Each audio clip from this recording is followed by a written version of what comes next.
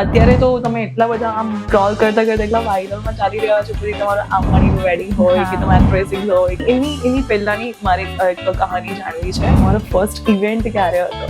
સૌથી પહેલો શો જેને કહી કે પ્રોફેશનલી મેં કર્યો લગભગ 2008નો એ સમય હતો. ત્યાં સુધી મેં લાઈફમાં ઘણા બધા સ્વિચ ઓવર કર્યા કરતી હતી. હવે આ નથી કરવું, હવે આ કરવું છે. એમ કરતા 2008 એવું વર્ષ હતું કે જ્યારે હું સ્ટોક માર્કેટ અમારું બોલ્ડ ચલાવતા હતા. અમે આરવાડીવાલાના સબ બ્રોકર હતા. એની સાથે પછી એટ ધ એજ ઓફ 38 ત્યારે વિચાર્યું કે હવે પ્રોફેશનલી હું મ્યુઝિકમાં કંઈક મારી જાતને આમ સાંજના સમયમાં હું સ્પેર કરું થોડી. ત્યારે નવું ઇસ્કોન મોલ બહુ નવો શરૂ થયેલો હતો ને એના ઉપર 3rd કે 4th ફ્લોર પર બધી એક્ટિવિટીઝ એ લોકો રાખતા હતા, જેમાં ડાન્સ કોમ્પિટિશન હોય, કંઈક સિંગિંગ કોમ્પિટિશન. એટલે એમાં મારા જેઠની બેબી છે કિંજલ કરીને, એટલે એ ગઈ હશે. ત્યાં આગળ જય મહંત જજીસમાં હતા. એમને વાત કરી કે સર, મારા કાકીનો અવાજ બહુ જ સરસ છે અને તમે સમય આપો ને તો હું એમને મળવા મોકલું. કુદરતી બધું કોઇન્સિડન્સ ભેગું થયું હશે. એટલે પછી એ એમનો નંબર લઈ આવી. મને કહે કે કાકી તમે આ સરને ફોન કરજો ને. વચ્ચે એક દિવસ ફોન કર્યો. મેં કીધું જયભાઈ મહંત બોલો છો?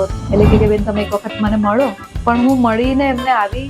અચાનક એક દિવસ ફોન આવ્યો કે રાષ્ટ્રીય કલા કેન્દ્રમાં આપણે ગાવા માટે જવાનું છે, તો પ્રાચીન ગરબા લઈને તો તમને ફાવશે? એટલે મારા માટે એ સમયે શું ગાવું એના કરતાં પણ વધારે હું મ્યુઝિક સાથે જોડાવું છું એનું મહત્વ મારા માટે વધારે હતું.